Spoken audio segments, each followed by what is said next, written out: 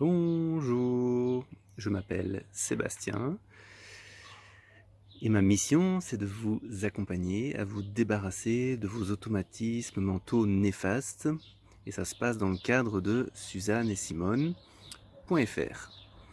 et je publie régulièrement des vidéos sur Instagram et YouTube pour aller dans ce sens. Aujourd'hui, je vais vous parler de vos pensées.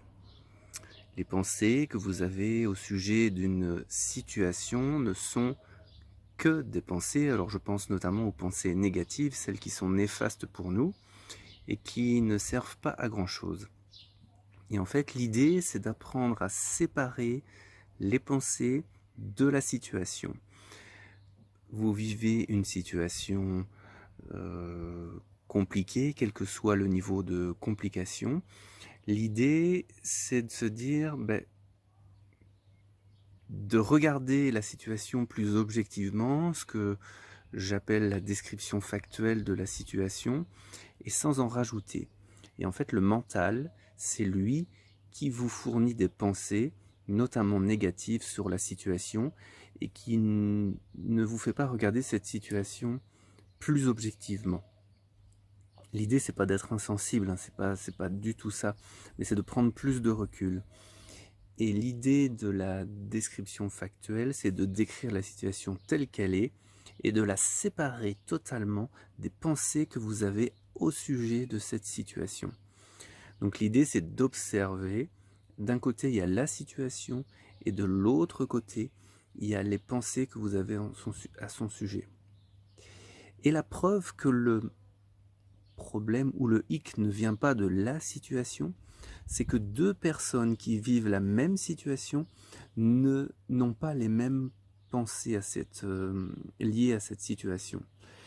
Et quelqu'un qui croise un problème, que ça peut être une maladie ou un accident ou ce qu'on vit actuellement par exemple, le confinement, il y a des gens qui le vivent bien et les gens qui le vivent pas bien. Donc le point qui fait la différence entre deux personnes, ça va être vraiment la pensée au sujet de la situation. Et c'est pas la situation en elle-même. Donc l'idée, c'est de surveiller, dans le sens observer les pensées que vous avez au sujet d'une situation. Et puis de vous rendre compte que dans la seconde d'après, la pensée que vous aviez est déjà passée, tel un nuage dans le ciel.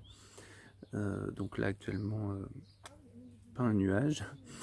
Et que, par exemple, si je vous demandais, il y a 1 heure pile, quelle était la pensée qui était dans votre cerveau, la pensée a déjà disparu.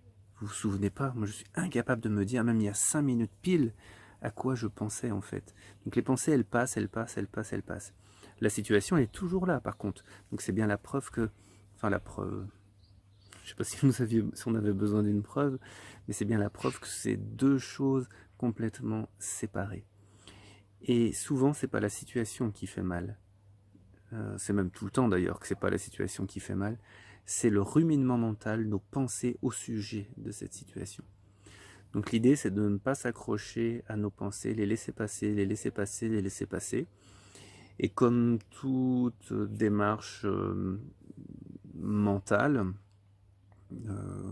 comme quand vous apprenez à faire du tricot, ou comme toute nouvelle démarche physique, quand vous vous mettez à faire du sport, au départ, il faut un peu d'entraînement. C'est possible avec des efforts.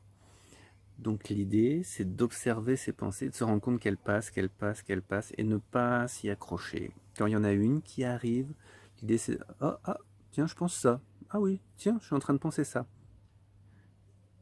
Ah, ah oui, tiens, je suis en train de penser ça. » Et hop, hop, c'est déjà parti, c'est déjà parti, c'est déjà parti. Et ça vous permet notamment de vous reconnecter à maintenant ici et de profiter de ce que vous avez. Donc le petit exercice, qui n'est pas si petit que ça, que je vous propose, c'est de regarder le défilé de vos pensées et de ne pas vous y accrocher. Donc bonne expérimentation et je vous dis à bientôt.